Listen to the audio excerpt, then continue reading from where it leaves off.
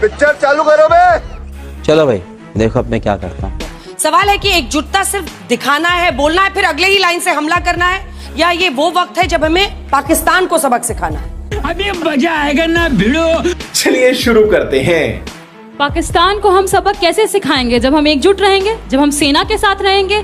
कल ही हमारे एयरफोर्स के चीफ ने कहा ना कि डिफेंस के लिए जितनी भी परियोजनाएं साइन होती हैं, लेकिन डिफेंस को सही समय पर कुछ भी नहीं मिल पाता। उन्होंने तो ये तक कह दिया जब आप साइन करते हैं, वादा पूरा नहीं कर सकते तो वादा देते काहे हैं, वादा करते क्यों हैं, ये तक सवाल उठाया। उसके अलावा जो भाजपा के विधायक है रणबीर सिंह पठानिया, उन्होंने क्या बोला, अगर मैं वो उनके सेंटेंस दोहराऊं कान खड़े हो जाएंगे। उन्होंने कहा कि एयरफोर्स सो रही थी जब ऑपरेशन सिंदूर हो रहा था।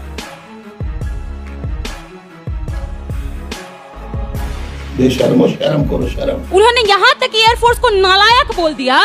इन विधायक से ज्यादा कोई नालायक होगा जो जवानों को नालायक बोलता है।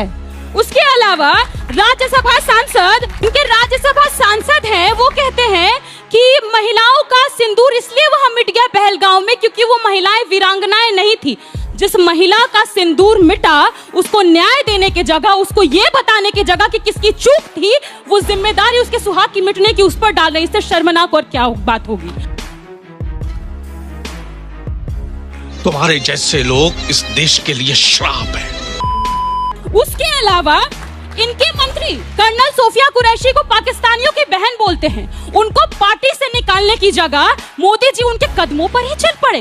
मोदी जी ने क्या किया, उन्होंने कर्नल सोफिया कुरैशी के परिवार वालों को फूल छिड़काने के लिए बुला लिया रोड पर। डिस्ट्रिक्ट मजिस्ट्रेट को तो इवेंट मैनेजर बनवा दिए हैं। ये राष्ट्र प्रेम की बात करेंगे ना तो आयरनी डाइज 1000 डेथ्स। दोस्ती बनी रहे, अपनी दोस्ती बनी रहे।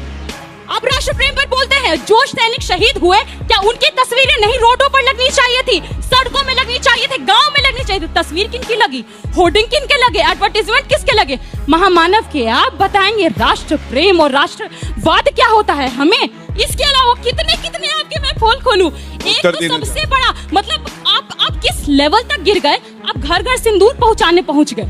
सिंदूर दान, अंजना जी बिहार से हैं, सिंदूर दान सिर्फ और सिर्फ पति करता है, गैर मर्द सिंदूर दान नहीं करता है। और अगर यही भाजपा वाले लफंगे बिहार में औरतों के पास पहुंच जाते हैं ना घर घर सिंदूर पहचाने, हौंक देती महिलाएं वहां पर।